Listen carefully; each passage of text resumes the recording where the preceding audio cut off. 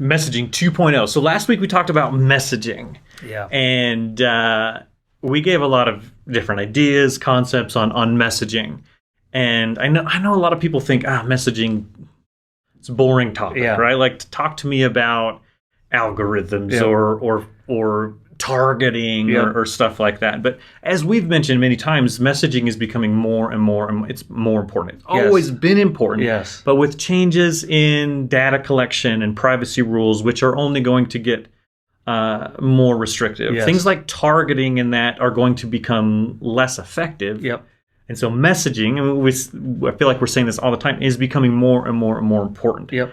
So you wanted to follow up on what we talked about last week with some tests and things you've run this week, and give us kind of a rundown on what you're seeing with messaging. Yeah, so one thing, and the reason why we're harping so much on messaging is if we could sell you on messaging is king, you will actually be able to control your success, right, in the future when it comes to your business, because this is the one lever that if you pull it, will give you the greatest return. All right. Yep. And so what I want to talk about as a client, as a direct test. So $1,000, the offer really didn't change much. The targeting didn't change much.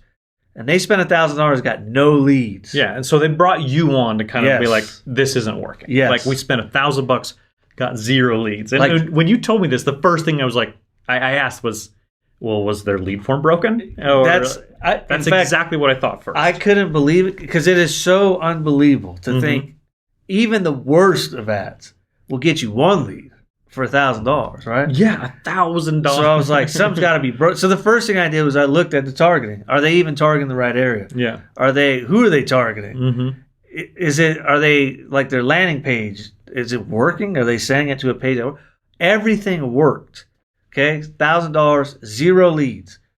So what we did was we swapped out what she was saying in the ad. So ad number 1 was selfie style.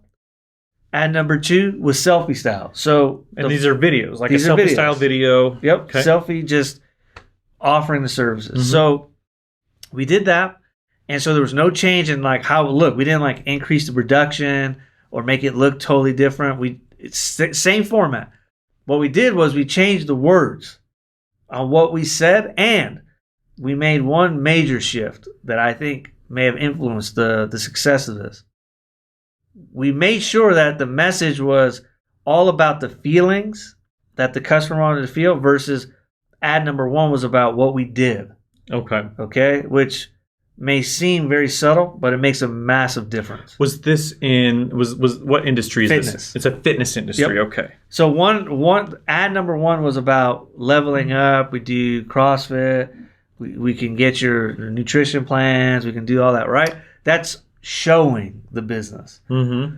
Ad number 2 was about how they feel. I said, well, what do your customers always say when they come in? Well, they're looking for a place to feel included. They just moved here, so they don't really have a gym to go to. They want to be a part of a community. They want to be able to go with friends and family, and So I said, switch all the messaging to that, and talk nothing about the other stuff. Yeah. So we made that shift, and to essentially put it on steroids, what we did was the background of the video. I said, do the videos in front of the places where your customers live, because this is a local business. Okay. So instead of just saying, hey, do we live here?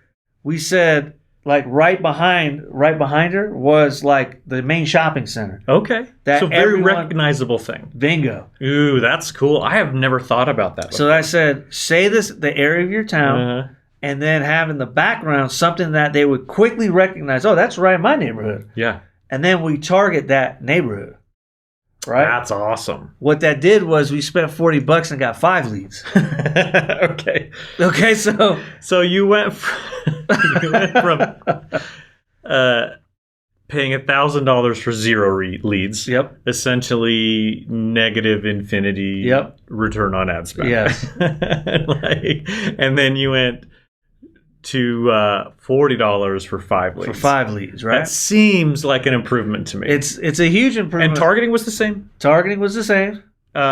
ad style spend was obviously less, but the style of the video, The like style the was visual the same. style, was the same. But the messaging, because think about what I had in the background plus what she said. Yeah. That's the change in the ad hook and the messaging. And that right there, even to me, someone who does this all the time, that was shocking. The immediacy of the response, right? Which shows it's more about what you're saying than anything else, than any setting. And so that's just one example. There's actually another example where a client, in fact, I think they did so well, they've moved on, which is good. Which is the point, right? Which is the point, because they started getting so many sales. They essentially hired me to do the same. So they were like, "Hey, we've been running ads. I don't know how he spent several $1,000s, 0 sales. So no sales from this, right?" Can I just pause really quick? Yeah. I'm always floored at $1,000. I knew you were I'm going like, to. really quick. If you're running a lead campaign and you spent a couple $100 and you've got nothing, turn it off and reevaluate. Like, don't keep running it for $1,000. If you're trying to sell something, depending on cost, maybe. Like, it kind of depends. But if it's leads, you spend a couple $100 and you get nothing. Turn it off. Turn it off and reevaluate and try again. Well, and I think, the belief is, someone's probably telling me you just need to spend more. So I think their belief is I have to be spending more and more. Maybe I'm just not spending enough. There's a time and a place for that. But that's when you're scaling up. When you've already kind of got the system down, you've already got the messaging down, and then you want to like scale in a big way, then yes, you do need to spend more. And yes, your cost per lead will go up, but you need to have some leads first. Yes. Like, you've got it. Yeah, and that's the thing is you spend more once you have things that are proven. So that you can stabilize your accounts. But that's for another discussion. Okay, back on what you were saying. This right here is, so they spent thousands of dollars, no sales, no nothing, right? They're using Google and Facebook ads, combination. Okay. Once again, we changed nothing as far as in fact, I never even changed the targeting. I changed nothing, actually. Everything just kept running. But the problem was what the landing page said. Oh, okay. So you didn't change anything in the ads? 0. So the ads were getting a good click-through rate and that kind of stuff? Decent enough. Good enough. Good enough. Close, and so, close to 1%. And so that's how you start targeting, and that's how you start identifying where the bottlenecks are. Like, if you're getting the ads and the click-through rate is good enough, then the problem is probably not specifically with the ads. Correct. And so the client, when they first, and that's a good point, because when they first came on, they were like, "Hey, I got to change my ads. I got to figure out what's wrong with my ads." And I actually had to convince him the opposite. Nothing's wrong with your ads. Because he actually did a good job with the ads. I said it's what they're seeing once they click on it. They're not compelled. So what we did is we changed the messaging to have more social proof, more about, okay, this is, now that I'm saying this out loud, this is actually a tendency that I find with driven individuals. They speak the language of themselves. So at the top it said, it was something about how to be in the top 10% of your class, blah, blah, blah, right? And I asked, I said, what is the person that's going to buy this? What do they want? Do they want to be part of the 10%? Or do they just want to be able to get hired? Right. And this was on like a certification program. Correct. So you take this course or go through this program, and now you're certified to work as XYZ job in whatever industry, right? Correct. So it's like part of a certificate. Okay. Exactly. So it's basically, these are people that are looking to build a career in this industry. Okay. And what I asked was, well, why would someone who, if someone wants to be part of the 10%, they're probably already motivated. So therefore, they probably won't even buy this. Yeah. Because they would have figured it all out on their own. You're going after someone that wants to start a career, get hired, doesn't know what to do, and needs guidance. Yeah, they're shifting industries, right? Exactly. They're career changing. They don't know what to do. There's probably a lot of just uncertainties on how to proceed. So think of this. So the psychology of that person is more of they're afraid, they don't know what to do. They need someone to hold their hand. Yeah. Not be in the top 10%. Yeah. They don't have the confidence yet. Yeah. To think I can be part of the 10%. So many of them probably just I just want to complete the thing. That's it. I want to complete and be qualified to get the job and do a good job. So we basically changed the language to that. Really? What you just said. Complete the thing and get a job. Yeah. Do you want to get hired, start your career, start earning a good income, and blah blah blah. Maybe all some sort of time qualifier in 6 months or however long it takes to go through the program. And that's it. The program takes 6 months. There you go. We changed it. Instantly started getting sales. He got no sales before. the day we changed it we didn't change the ads. I think he thought I did, but I did not because I knew the ads were not broken. We changed the messaging. Within a day, he got 2 sales. So $1,000, 0 sales. Change the messaging. Not even turning the ads off. Nope. No change in ads. Just change the messaging. No change in targeting. No change in nothing. And gets 2 sales the next day. Gets 2 sales right away. And I remember thinking, wow, messaging is so important that it could easily be overlooked because of the new ad setting or the new this or the new that. Or even just, maybe if it's not even that, you're addressing the wrong problem. Your ads may actually be okay. It's your messaging after that, right? Yeah. And half the struggle, I think, when it comes to small businesses and their marketing is how to identify which problem they should address, right? Because if you don't know what you don't know, and you're just running ads, you're thinking, well, then I must have an ad problem. Yeah. But if your click-through rate's 1% or higher or whatever, and like I said, he did a good job on his ads. I thought his ads were pretty good. Then if it's pretty good, then it's just what they're seeing on the landing page or the offer. And so that, to me, those are just 2 examples of just how much impact something, and like I said, me even being in the industry, and you've probably fallen into this before too, it even surprises me at times how much thought needs to be put into the messaging and how much it really does impact the conversion. Because sometimes you can think, maybe if I tweak this a little bit or that a little bit, it'll make a small impact, but not that great. But then when you start tweaking it, you start realizing it makes a giant difference. I mean, you're talking about same ad spend, same ads, same targeting. One got no sales over thousands of dollars in spend, and another got instant sales with, I don't even think it was a couple hundred. It was like $50 or something like that. Yeah. So, I mean, this is how I think about it, and how I explain it to anybody I'm working with is, like, look, we have all these new shiny toys for marketing, but marketing has been marketing for a long time. I mean, ever since people have sold things, there's been, salespeople, marketing, whatever. The thing is technology evolves very quickly, but human brains evolve very slowly. Oh yeah. And so a lot of the marketing strategies that worked way back when there wasn't a great way to track data or to target geographically or whatever, will still work now. And what they did is they spent time focusing on dialing in the message.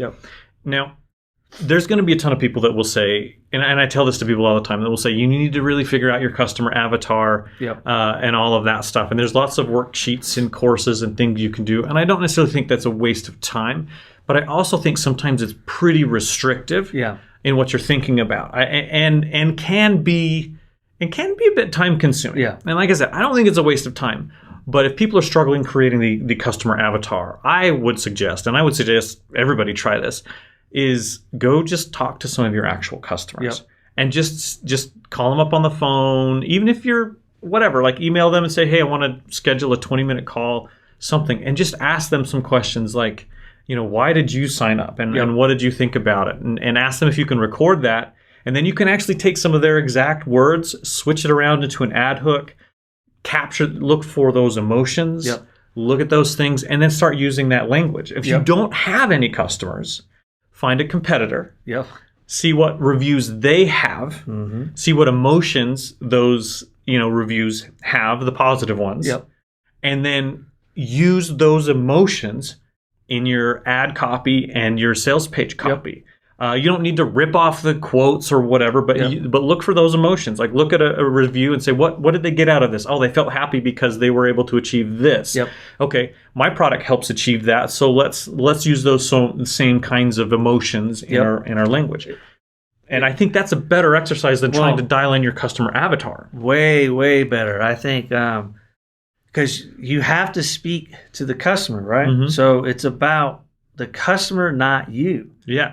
Right? Like, always remember that. Yesterday I was having a conversation with a client where I said, a lot of the stuff that is, I think, pushed by well-meaning consultants and marketers and things like that is a lot about, like, how do you want to position yourself, and then, like, how do you almost force the customer to mold to what you're doing versus reacting to the market and giving the market what they want. And what they're needing. And I think one is a me first thought process and another is a you first thought process. And I think you first always wins when it comes to, if you're a business, your job is to solve problems, right? Well, you're not solving your problem, right? The business's job is to solve the customer's problem. Right. So therefore, you should be thinking about the customer and doing drills like Blake said, looking at reviews, looking at what is selling the most out there in the marketplace and why. And what are they saying? What's the market telling us? You want to have a pulse on what is the market telling us so that you can provide things to help people. Right? And I think by utilizing language and the emotions that reviews show and testimonials and any of those kind of, and you can use Amazon as a great place. I was going to say Amazon books. Like if you have a product that solves a problem, go to Amazon and look for popular books that address that problem. Read those reviews, write down the emotions, write down some of the benefits, not the features, like 121 pages. Or how many calories you're counting if you're. Not those things, but how they felt after they maybe lost the weight, or how they felt after they solved this problem, or how they felt in their new T-shirt. Like guys were buying me drinks at bars, like we talked about last night, right? Something like that, right? That's a much easier way to do it. And I think the most important thing is to not underestimate the power of your messaging and to be willing to test your messaging and to really think, if whatever you're doing right now is not getting you conversions, I always suggest trying the exact opposite, right? And it sounds funny, but you don't want to make a slight variation of something that's not working at all. You want to do a polar opposite and start, because typically what I find is people, they have a resistance to testing new ways or new languages for a reasonable fear. A fear of maybe the market will react negatively to them. Maybe their spouse will react negatively to them. Maybe they were brought up to never speak in a certain way or to never, showcase something in a certain way. A lot of these are internal self-limiting beliefs of selling. When you think about selling, most people think negatively about it. Well, I don't want to manipulate somebody. I don't want to twist someone's arm to buy something. I don't want to be considered the fool because I'm a salesman and that's not, a prestigious career compared to a doctor or something. And all of that's false. Those are just things that we think other people are thinking. Versus if you switch your paradigm to sell to help and to just really think, how can I help my customer, my audience, my marketplace? That's when selling becomes fun, and it should be more natural. Because if you're in business to help people and to solve a problem, and you're only thinking about how can I do that, naturally your brain will start to think of things. You're going to start asking your questions like, well, what do they need? Well, if they bought this, what else would they need? If they bought this, how would they feel? And how do I make them feel better? Or how do I make them feel the results quicker? If you start thinking of questions like that, your behavior will naturally sell the audience because you're just answering those questions that the customers have. Yeah, and it doesn't have to feel manipulative. We've talked about that.